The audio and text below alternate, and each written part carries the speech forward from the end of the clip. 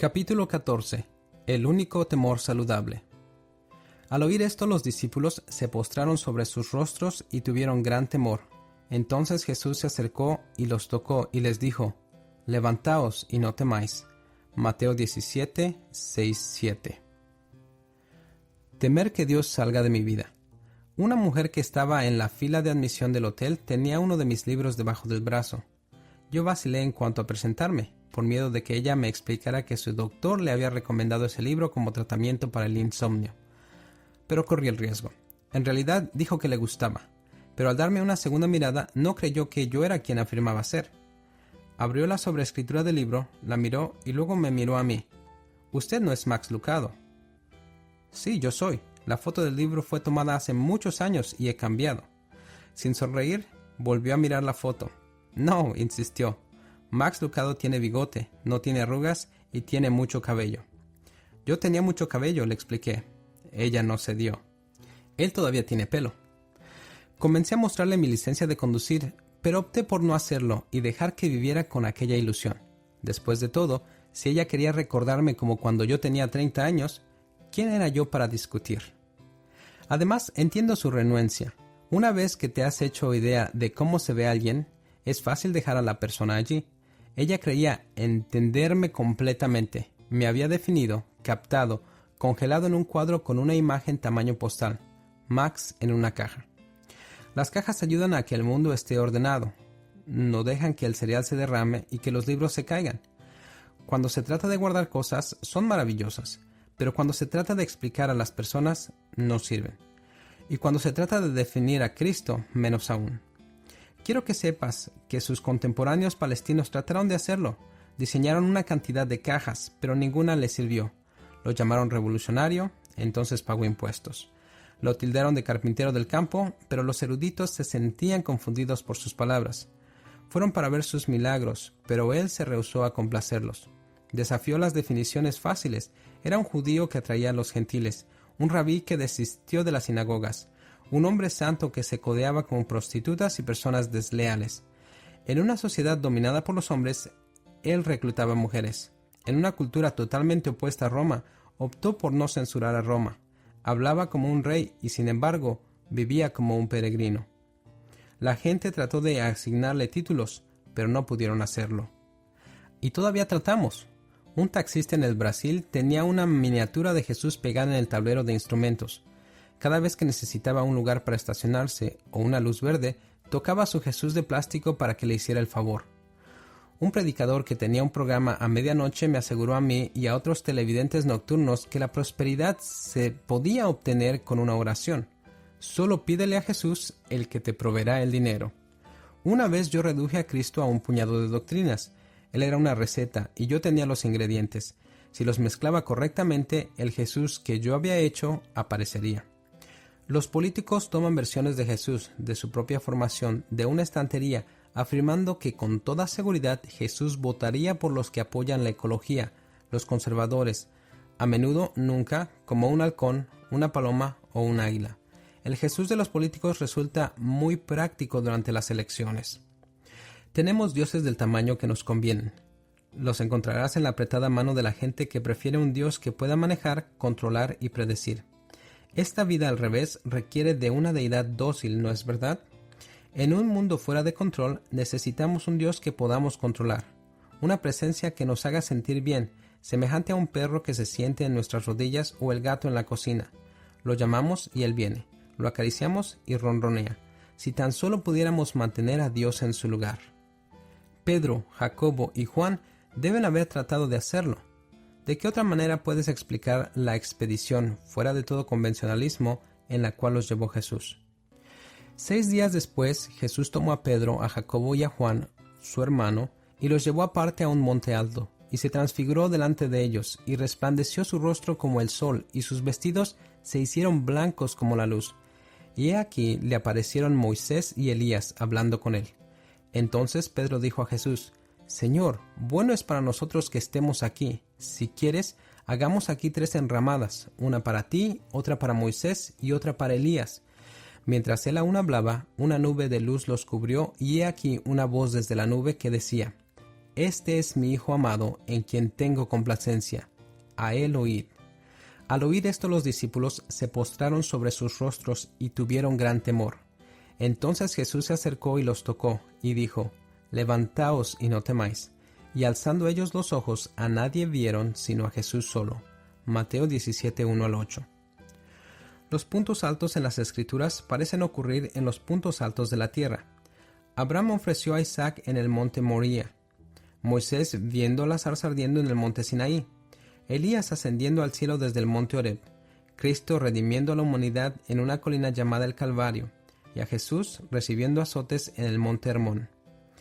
Nadie sabe con seguridad, pero la mayoría de los historiadores colocan este acontecimiento en una montaña de unos 9.200 pies o 3.000 metros de alto que se llama Monte Hermón.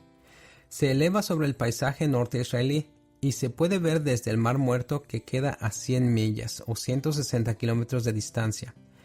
Este gigantesco pico coronado de nieve era el lugar perfecto para el retiro de Cristo con Pedro, Jacobo y Juan. Lejos del griterío de las multitudes y de las molestias controversias, Jesús podía tener toda la atención de sus 3 amigos más íntimos. Juntos podían mirar hacia el mar de Galilea de color azul turquesa, o a la gran llanura salpicada de colinas llenas de vides. Aquí ellos podían orar. Jesús tomó a Pedro, a Juan y a Jacobo y subió al monte a orar. Lucas 9:28. Cristo necesitaba fuerzas. Le faltaban unos meses para ir a la cruz. Las lanzas de los soldados y el rencor de las multitudes estaban por delante. Necesitaba fortaleza para enfrentarlos y quería que sus seguidores vieran dónde la encontraba. A alguna altura mientras oraba, el tierno carpintero que comía pan sin levadura y carne asada en un pincho, hablaba con acento galileo, se transformó en una figura cósmica de luz, y se transfiguró delante de ellos, y resplandeció su rostro como el sol, y sus vestidos se hicieron blancos como la luz. Mateo 17:2. Luz salía de él, brillante, explosiva, electrizante. El resplandor salía de cada poro de su piel y de cada parte de su ropa. Jesús resplandecía. Mirar a Jesús era como mirar directamente a la constelación Alfa Centauro. Marcos quiere que nosotros sepamos que sus vestidos se volvieron muy blancos, tanto que ningún lavador en la tierra los puede hacer tan blancos. Marcos 9:3. Este color radiante no era el trabajo de una lavandería, era la presencia de Dios. Las Escrituras muchas veces igualan la presencia de Dios con la luz y la luz con la santidad. Dios es luz y no hay ninguna tiniebla en él. Primera de Juan 1:5. Él habita en luz inaccesible. Primera de Timoteo 6:16. Entonces, el Cristo transfigurado es Cristo en su forma más pura. También es Cristo como verdaderamente es, usando su ropaje de antes de Belén y de después de la resurrección. No es un Galileo pálido, sino una figura sobresaliente, vigorosa, que no puede ser doblegada. Es un sumo sacerdote que nos convenía, santo, inocente y sin mancha, apartado de los pecadores. Hebreos 7:26. Un diamante sin ninguna imperfección, una rosa sin ninguna parte estropeada, una canción en el tono perfecto y una poesía con rima impecable. En un instante, Pedro, Jacobo y Juan eran mosquitos a la sombra de un águila. Nunca habían visto a Jesús de esa forma. Sí lo habían visto caminar sobre el agua, multiplicar el pan, hablarle al viento, hacer salir demonios y resucitar muertos, pero que se viera como una antorcha encendida. Y resulta que Jesús estaba solo en la etapa del precalentamiento. Aparecieron 2 visitantes, Moisés y Elías. El que dio la ley y el príncipe de los profetas pasaron a través del fino velo que separa a la tierra del paraíso, quienes aparecieron rodeados de gloria y hablaban de su partida, que iba Jesús a cumplir en Jerusalén. Lucas 9:31. Moisés y Elías eran el Washington y el Lincoln de los judíos. Sus cuadros colgaban en todas las galerías de personajes famosos de los hebreos, y allí estaban ellos, la respuesta a la oración de Jesús. No es como si esperáramos que Pedro, Jacobo y Juan repitieran la pregunta que hicieron en el mar de Galilea. ¿Qué clase de hombre es este? Mateo 8:27. ¿El mayordomo de la ley y el maestro de los profetas respondiendo a su mandato? A esta altura, Pedro se aclaró la garganta para hablar. El fuego de la montaña hizo que metiera la pata. Señor, bueno es para nosotros que estemos aquí. Si quieres, hagamos aquí 3 enramadas, una para ti, otra para Moisés y otra para Elías. Mateo 17:4. Tal vez estas palabras nos parezcan inofensivas y algunos tal vez piensen que es una buena idea. Nos gustaría inmortalizar momentos como esos con estatuas, tablas de piedra o monumentos. Pedro cree que este acontecimiento merece un programa especial de construcción y se ofrece de voluntario para el comité. Buena idea, ¿no es verdad?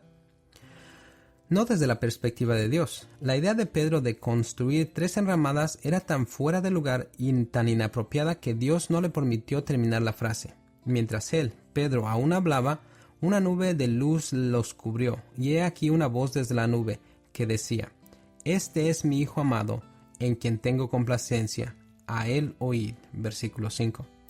Amado significa que no se le puede adjudicar valor y único.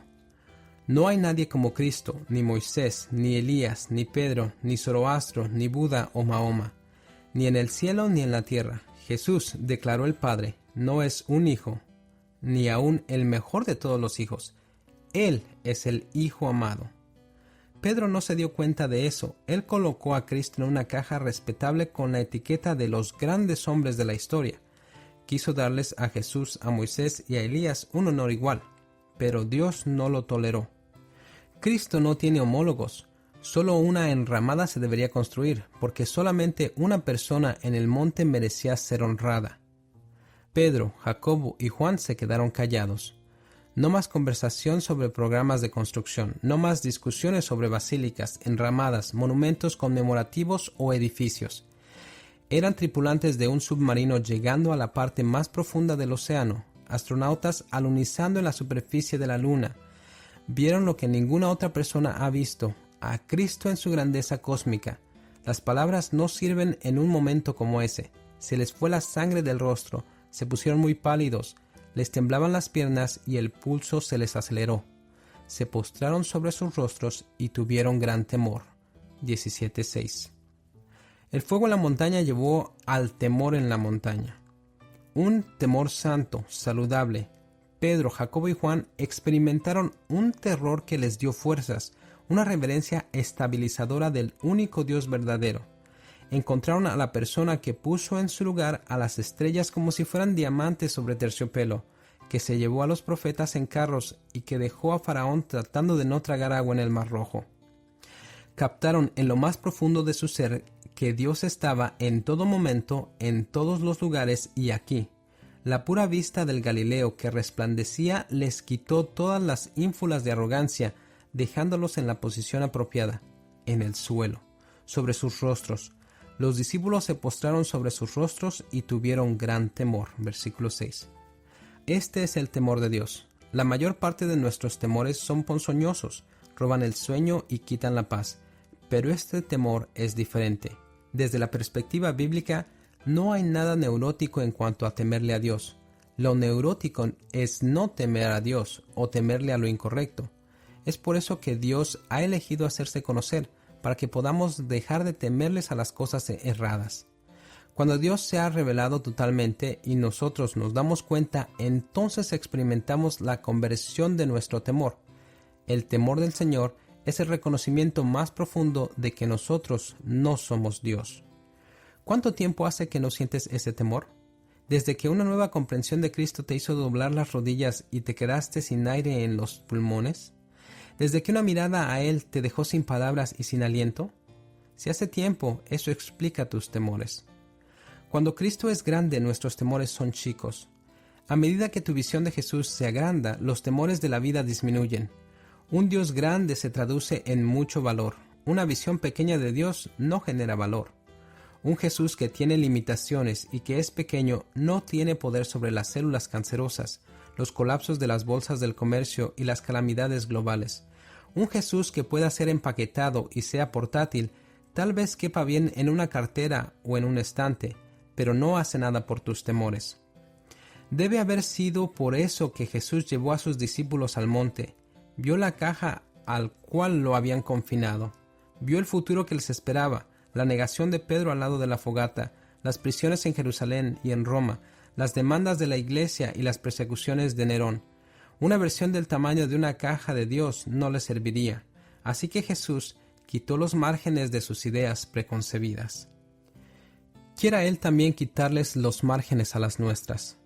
¿No necesitamos conocer al Cristo transfigurado, de cuya boca sale fuego sagrado, quien convoca y les da órdenes a las figuras históricas, el que ocupa el lugar más alto y usa la única verdadera corona del universo, el amado Hijo de Dios, el que lleva a sus amigos a la cumbre del monte Hermón para que puedan tener una vislumbre del cielo? Sube, da una mirada larga y nostálgica al fuego, al Santo, al Altísimo, al Único, y mientras lo haces, todos tus temores, menos el temor a Cristo, se derretirán como cubitos de hielo que caen en una acera en verano. Estarás de acuerdo con David: Jehová es mi luz y mi salvación, ¿de quién temeré? Salmos 27:1. En el libro El Príncipe Caspian, Lucy ve a Aslan, el león, por primera vez en muchos años. Él ha cambiado desde su último encuentro, su tamaño la sorprende y ella se lo dice. Aslan, le dijo a Lucy, tú eres más grande. Eso es porque tú eres mayor, pequeñita, le confesó. ¿No porque tú eres más grande? No soy más grande, pero todos los años, a medida que creces, me encontrarás más grande. Y lo mismo sucede con Cristo. Cuanto más tiempo vivimos en Él, tanto más grande llega a ser en nosotros. No es que cambie, sino que nosotros cambiamos. Vemos más de Él. Vemos dimensiones, aspectos y características que nunca habíamos visto antes, porciones cada vez mayores y sorprendentes de su pureza, poder y singularidad. Desechamos las cajas y las viejas imágenes de Cristo como si fueran pañuelos de papel usados. No nos atrevemos a colocar a Cristo en un partido político conservador o liberal. La certeza arrogante se convierte en simple curiosidad. ¿Definimos a Jesús con una doctrina o lo confinamos a una opción? De ninguna manera. Sería más fácil poner todo el mar Caribe en una red para cazar mariposas que colocar a Cristo en una caja. Al fin, respondemos como los apóstoles. Nosotros también nos postramos sobre nuestro rostro y lo adoramos. Y cuando lo hacemos, la mano del carpintero se extiende a través de la llama impresionante del fuego y nos toca. Levantaos y no temáis. Mateo 17:7. Esta es mi corazonada. Pedro, Jacobo y Juan descendieron del monte, quemados por el sol, pero sonriendo, caminando con brío y tal vez con cierto aire de arrogancia. Con un Mesías como este, ¿quién los podría herir? He aquí mi otra corazonada. En el monte Hermón todavía hay un fuego y un lugar para invitados.